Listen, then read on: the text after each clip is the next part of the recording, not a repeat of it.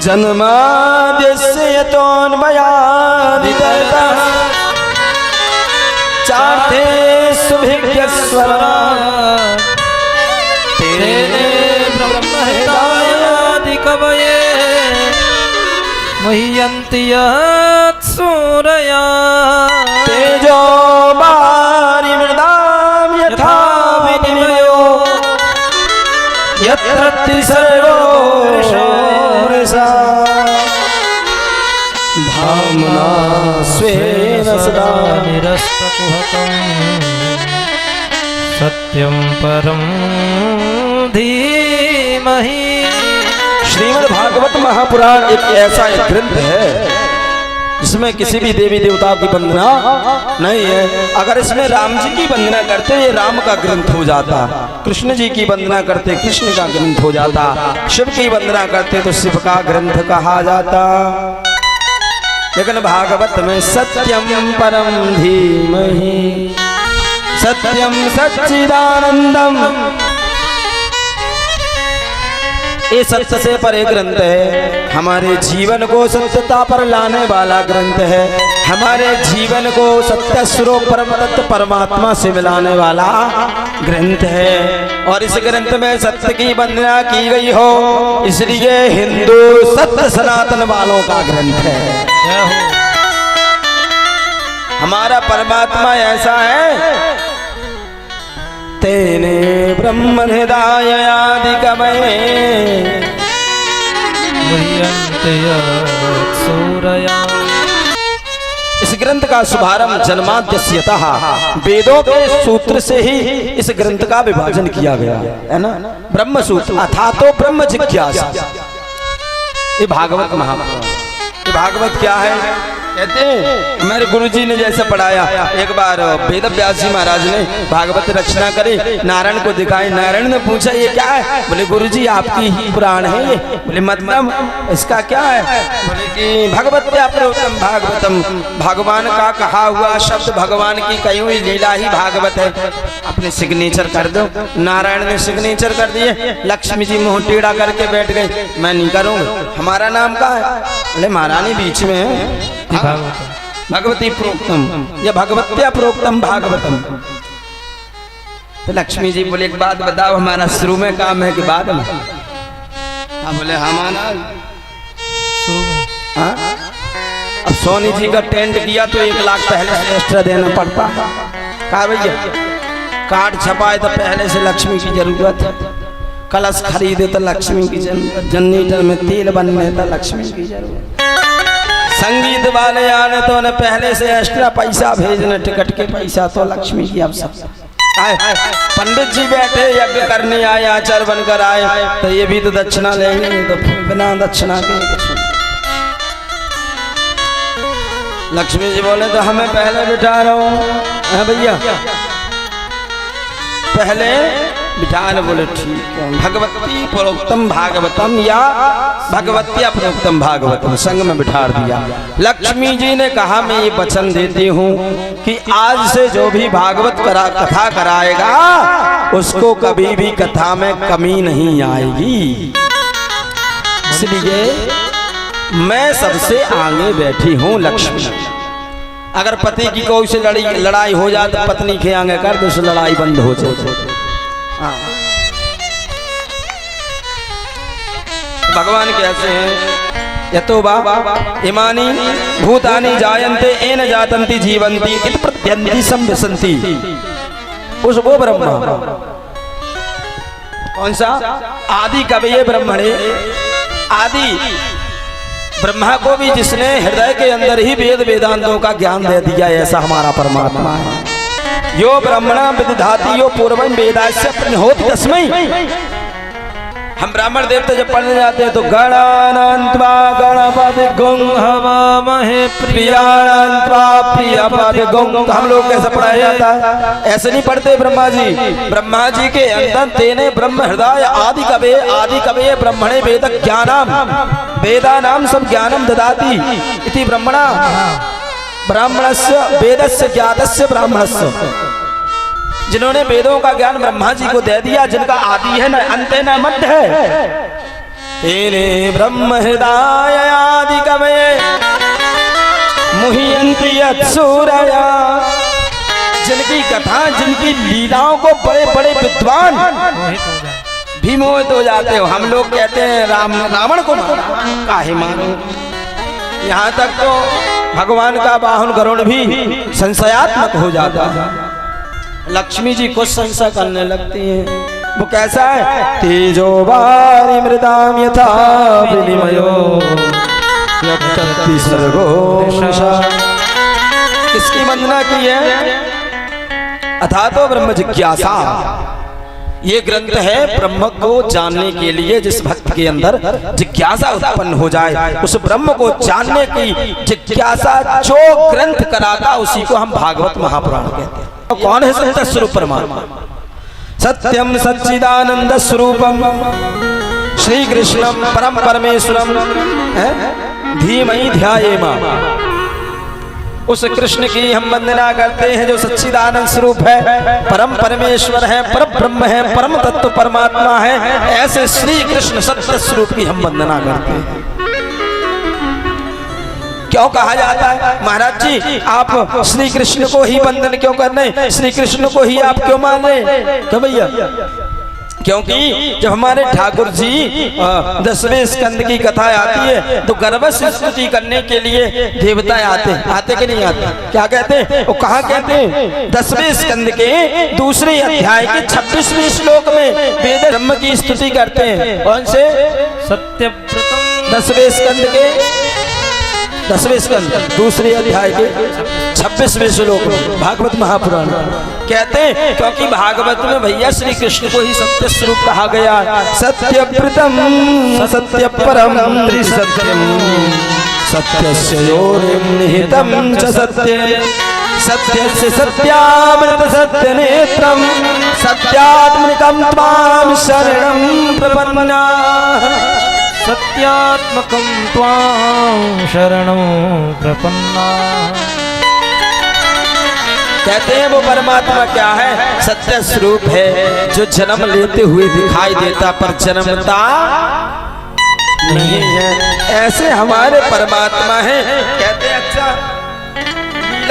लीला भी बड़ी खतरनाक करते हमारे ठाकुर जी। कैसी? अनुवादितर्तः अनुपश्चात आयत आगच्छता। जो जन्म तो लिया भगवान ने, घर में जन्म लिया है। कौन कहता कि भैया कारागार में जन्म लिया है? जेल में लिया भगवान ने। घर कहते किसे? घर किसे कहते? अरे जहां हम लोग रहे, जहां हमारी पत्नी रहे, जहां हमारा परिवार, उसी को तो घर कहते ना। मिट्टी पत्थर को घर कहते हैं क्या? नहीं कहते ना। जहां गृहिणी गृह में रहने वाली हो उसी को हम घर कहते। कारागार भले ही कहा गया है, लेकिन ना गृह में क्या हो गृहिणी गृह मुच्यते। जहाँ गृह पति यानी गृहिणी पत्नी जहाँ रहती हो उसी को घर कहते हैं। ईंट पत्थर को घर नहीं कहते। वासुदेव पत्न्याम देवक्याम कहा लिए? वसुदेव की पत्नी देवकी के गर्भस्वरूप प्रतीत होता है, लेकिन गर्भ से न आकर के वो परमात्मा स्वयं प्रकट हो जाता है। इसलिए कहा जाता है जन्माद्यस्यतः अर्थेषु कंस वचनादि प्रयोजनेषु अभिज्ञान पुनः।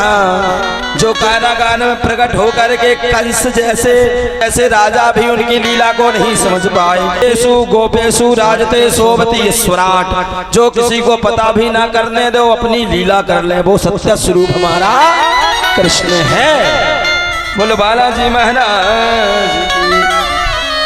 ऐसे हमारे ठाकुर कैसे, जिनकी लीला को ब्रह्मा जी भी नहीं समझ पाते। समझ पाते क्या?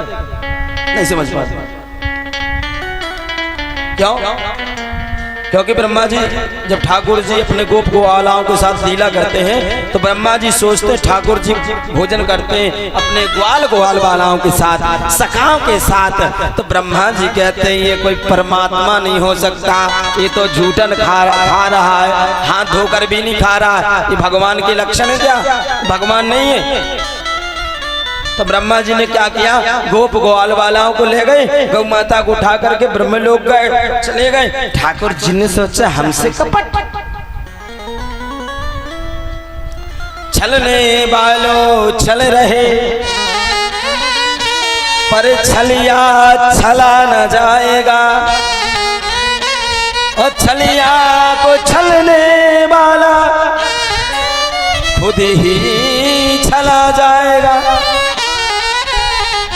हमारे ठाकुर जी को छलने आए, लेकिन नाम से बतावे, ठाकुर जी कहते हैं ब्रह्मा जी को अभिमान है कि मैंने सृष्टि बनाई, अब देख मैं कैसे सृष्टि बनाता हूँ। उतने ही गोप ग्वाल वाले बन गए, उतनी ही गौ माता बन गई। परमात्मा कुछ भी बना सकता है, ऐसे हमारे परमात्मा है। धामना स्वेन सदा निनस्तकुहुकम सत्यम परम धीमहि। ऐसे हम योगेश्वर श्री कृष्ण को प्रणाम करते हैं।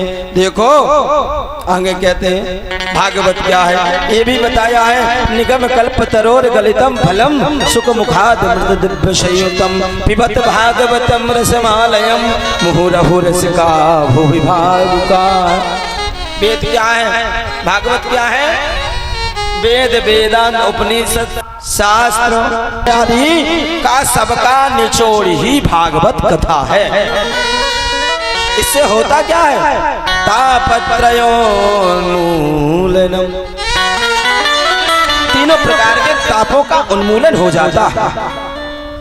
श्रीमद् भगवत गीता में अर्जुन को उपदेश करते हुए भगवान श्री कृष्ण कहते हैं 15वें अध्याय के प्रथम श्लोक में, गीता के प्रथम श्लोक में, ऊर्ध्वमूल मदशाखा मस्वत्थम राहुरप्ययम् छन्दांसि यस्य पर्णानि यस्तं वेद स वेदवित्। तीनों प्रकार के तापों का उन्मूलन करने में जिनकी क्षमता है, जिनमें सामर्थ्य है, शिव का अर्थ ही कल्याण है। जो कथा हमारा और आपका कल्याण कर दे, ऐसे भगवान की क्या है कथा है। निगम कोई कहता है मेरा, तुम कहते हो वेद वेदांत का सार है भागवत कथा, है कि नहीं? वेद वेदांत का सार भागवत कथा है। तुम्हारा हम उसका क्या करेंगे, फल को खाकर क्या करेंगे? ये फल कैसा है? बोले अगर तुम्हारा फल जिसको जिसका जो सामान होता वो अपने सामान की प्रशंसा करता है। कंपनी के कुछ एजेंट हमारे गांव में आते हैं और जिनके बाल नहीं उगले, चंदुआ हो गए, उन तक को कंगा थमा के चले जाते हैं, करते रहो एक न एक दिन बाल उग आएंगे। केला बेचने वाले अपनी तरह से केला बेचते हैं, केला रहता वही है पर केला बेचने का दाम बढ़ा लेते हैं। भैया मलाई वाले केले, दूध वाले केले, केला एक ही है, अब वो मस्का मार के बेच रहा है। दूध वाले केले, मलाई वाले केले। एक व्यक्ति खरबूजे बेच रहा था बाजार में अपने तई मझौली में, जहाँ बब्बा की दुकान है खबास दत्ता की, तो खरबूजे बेच रहा था। टुंडे का लड़का अपने टुंडे को लेकर के गया। टुंडे के लड़के ने कहा कि पिताजी खरबूजे बेचना है, ले आए क्या? बोले चलो लेके आते। दोनों पहुंच गए। क्या बोल रहे थे? खरबूजे शक्कर से मीठे, खरबूजे खाओ, खरबूजे खाओ, शक्कर से मीठे, शक्कर से मीठे। टुंडे गए, टुंडे खरबूजे ले आए, घर में रख लिया। जब खाया तो फीके। बेच रहा है खरबूजे शक्कर से मीठे, पर जैसे टुंडे घर लाए ना, कहने के लिए फीके। गुस्सा हो हुआ, डंडा उठाया, जो बेच रहा था उसी के पास। क्या भैया पागल बनाते हो, मूर्ख बनाते हो? तो कह रहे खरबूजे शक्कर से मीठे, ये तो फीके हैं। बोले तुमने हम जो कह रहे थे उस पर ध्यान नहीं दिया। खरबूजे शक्कर से मीठे, शक्कर लगा के खाओगे तो खरबूजे मीठे दिखाई देंगे। तो किसी ने कहा है व्यास जी आपकी कथा है तो आप तो मस्का लगा करके ही बेचोगे। व्यास जी बोला नहीं, ये तुम्हारा फल है ना, तो फल तो फूट गया होगा ना, फल एकदम से गिरता है तो वो फूट जाता, किसी काम का नहीं रह जाता।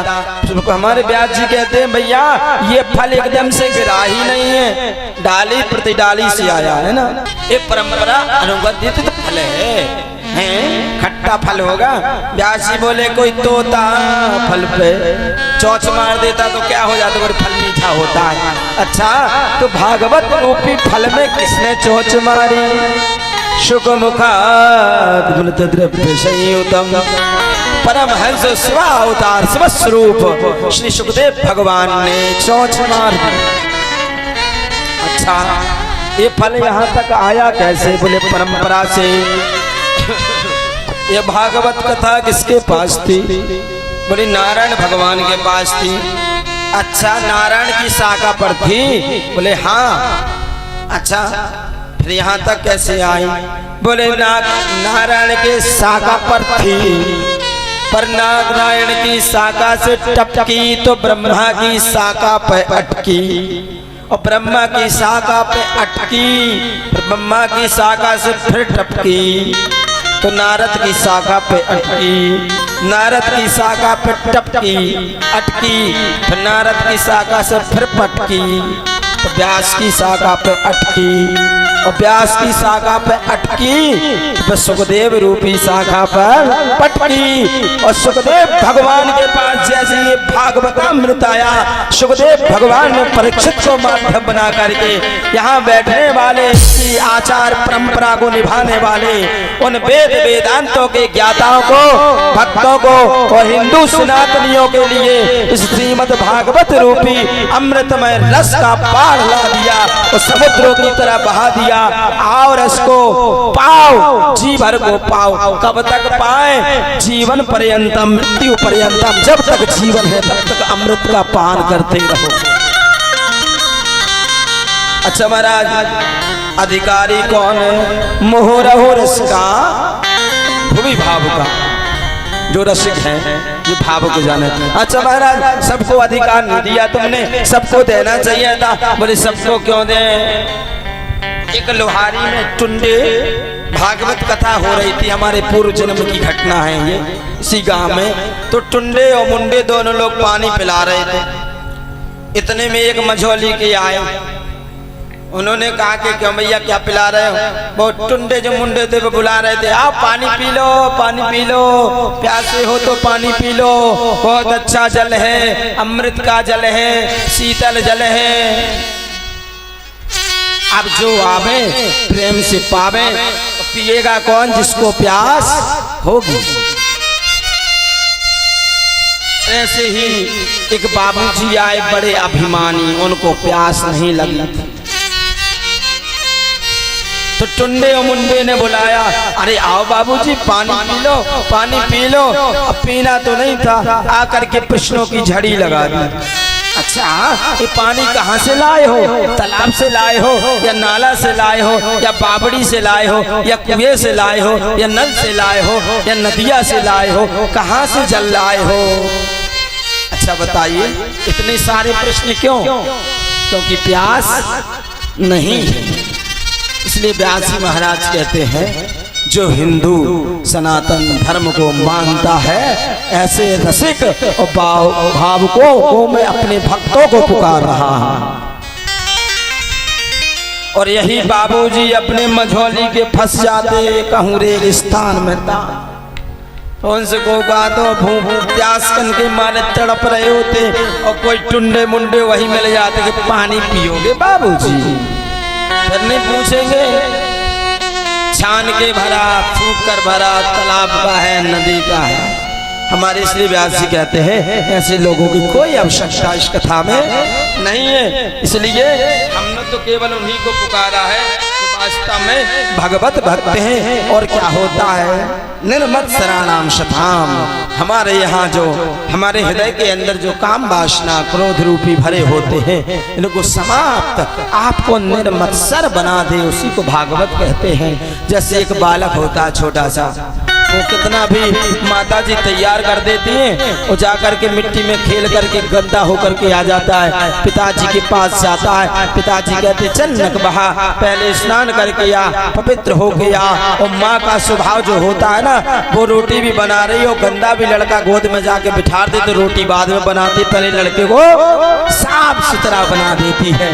कहती जा अब तू अपने बाप के गोद में बैठने लायक हुआ है। उसी प्रकार से हमारी भागवत कथा इस मानव तन रूपी शरीर में जो गंदगी भरी हुई है, इसको निर्वस्त्र बना देती है। वो कहती है जा उस परम तत्व परमात्मा की गोद में बैठ जा।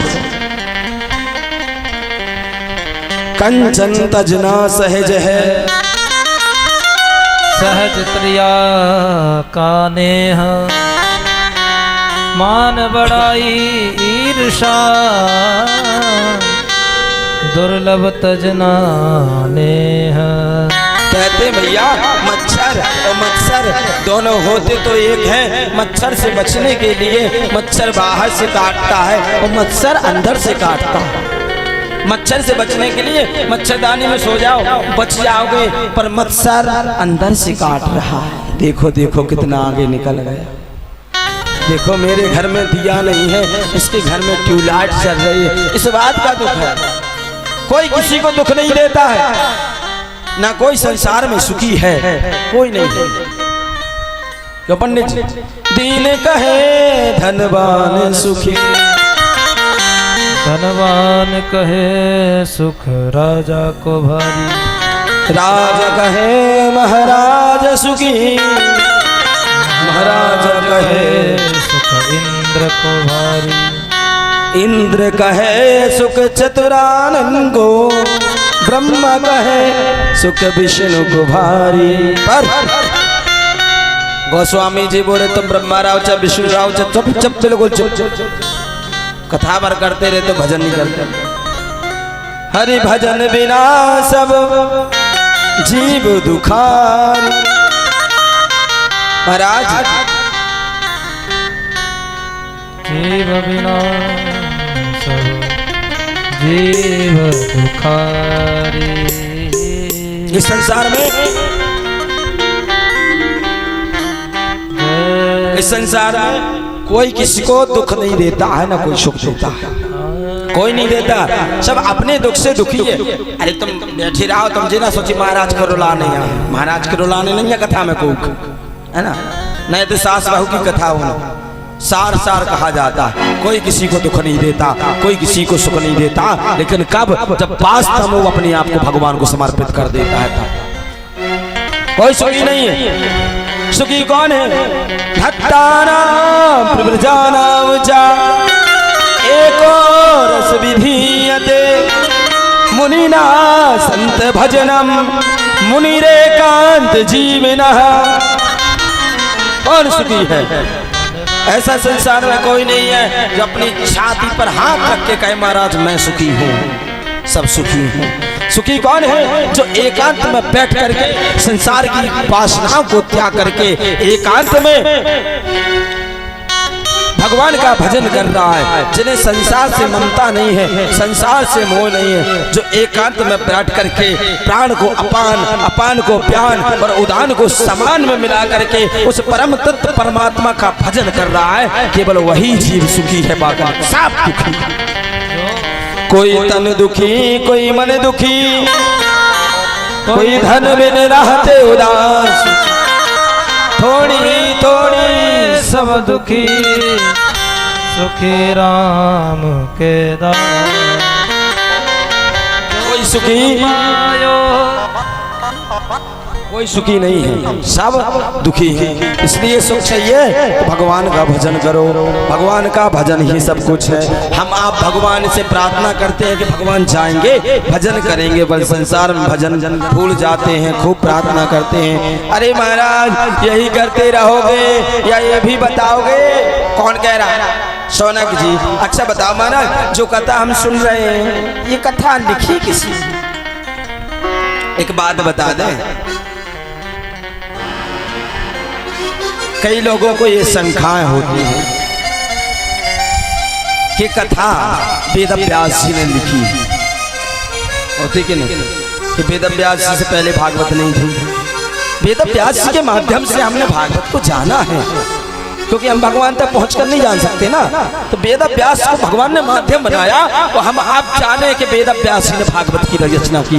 नहीं तो यही भागवत भगवान नारायण ने ब्रह्मा जी से कही, ब्रह्मा जी ने नारद से कही, नारद ने व्यास से कही, और व्यास जी ने भी उसी परंपरा को निभाया, सुखदेव को बताई, और सुखदेव ने उसी परंपरा को निभाया, परीक्षित को बताई, ताकि भगवान के भागीरथी ज्ञान गंगा में सब अपने पापों को धोते हुए भागवत कथा को सुनते हुए अपने जीवन को भी भागवत में बना ले। भागवत की रचना नहीं हुई है, भागवत का केवल विस्तार किया गया है, भागवत को केवल लिपिबद्ध किया गया है। जैसे वेद थे तो वेद के 4 विभाग कर दिए गए, यही तो रचना है। भागवत आदि अनादि काल से है। कब से है? शंका छोड़ देना कि तुम भाई कहा भाई ये लिखी गई 5000 वर्ष पहले, लिखी नहीं गई, 5000 वर्ष पहले हमें तुम्हें पता चली है। आचार्य गुरु परंपरा से, ऋषि मुनियों की परंपरा से हम आप तक वो पहुंची है। क्या होता है, जैसे हमसे कोई कहे महाराज जी फलाने को जानते हो, हम नहीं जानते। क्यों? हम उनसे मिले नहीं, हमने उनको देखा नहीं, हमारी उनसे बात नहीं हो, तो हम कैसे जाने? जब जिस वस्तु को देखते हैं, जब जिसको जानते हैं, तभी तो उसको मानते हैं। ऐसी हमारी भागवत है। 6 प्रश्न किए, प्राणी मात्र का कल्याण कैसा हो। दूसरा प्रश्न, शास्त्र बहुत है, कौन कौन से शास्त्र पढ़ें, इसलिए हे सूत जी महाराज तो शास्त्रों का सार हो वो ही हमें बता दें। तीसरा प्रश्न, अगर भगवान सर्व समर्थ है, जिनकी भुक्ति विलास सृष्टि लय होई, वो परमात्मा ये अनेक रूप धारण करके ये लीला करने क्यों आता है। चौथा प्रश्न, भगवान के कितने अवतार हैं, और भगवान ने जो अवतार लिया उनमें से कौन कौन सी कथा, कौन कौन सी लीला कही है। प्रभु छठवां प्रश्न है, धर्माकं शरणं गतः। जब भगवान अपनी लीला संपन्न करके चले जाते हैं तो धर्म कहाँ जाता है। प्रसन्न हो गए सूत जी महाराज, आहा प्रसन्न होकर के कहा, तुमने आज हमारे राम की कथा, हमारे भगवान श्री कृष्ण की कथा, उस परम तत्व परमात्मा की कथा पूछी है। धन्यवाद धन्यवाद धन्यवाद। कहते हैं हमसे आपसे जो भी भगवान की कथा पूछे उसे धन्यवाद देना चाहिए। भोले बाबा ने तो अपनी पत्नी को भी धन्यवाद दिया, धन्य धन्य गिरिराज कुमार। क्यों धन्यवाद दिया? क्योंकि पूछहि रघुपति कथा प्रसंगा। रघुनाथ की कथा पूछी, या सूत जी ने भगवान की कथा पूछी। पूछा हो रघुपति कथा प्रसंगा, रघुपति कथा प्रसंगा,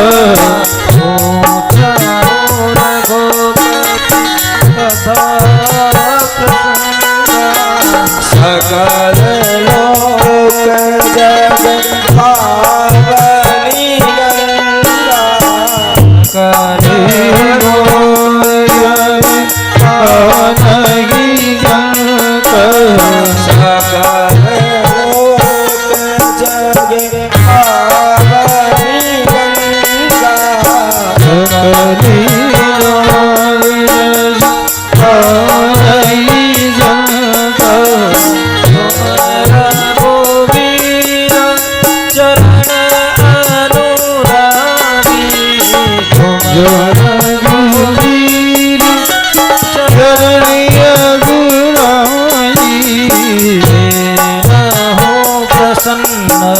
जगत हित भागी, प्रसन्न जगत हित भागी। पूछा हो रघुपति कथा प्रसंगा, पूछा हो रघुपति कथा प्रसंगा। क्योंकि तुमने हमारे ठाकुर जी की भगवान की कथा पूछी है, इसलिए धन्यवाद। लेकिन हम अपने गुरुजी का ध्यान कर लें, गुरुजी का ध्यान करेंगे तभी तो तुमको कथा सुना पाएंगे। अच्छा सूत जी, तुम्हारे गुरुजी कौन है? यम प्रभजंतम अनुपेतम कृत्यम द्वैपायनो विरह का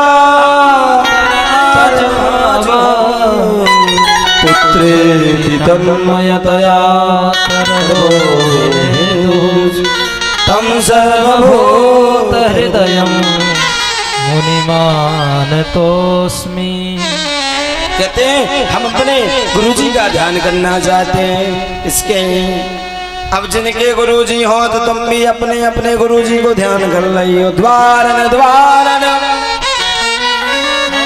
गुरु फिरे हमसे दीक्षा लो, स्वर्ग जाओ चाहे नरक जाओ, धोती पैसा दो। अगर ऐसे आपके गुरु हो बन गए हो तब ध्यान कर लो। भलो रहो गुरु चल बसो, चैलन पड़ गई चैन, और हर महीने आऊ तो सारो धोती पैसा ले। ऐसे गुरु जी का ध्यान करो। एक काल्य भी गुरु मत बनाओ। इस संसार में संत महापुरुषों को बदनाम करने की साजिश की जाती है।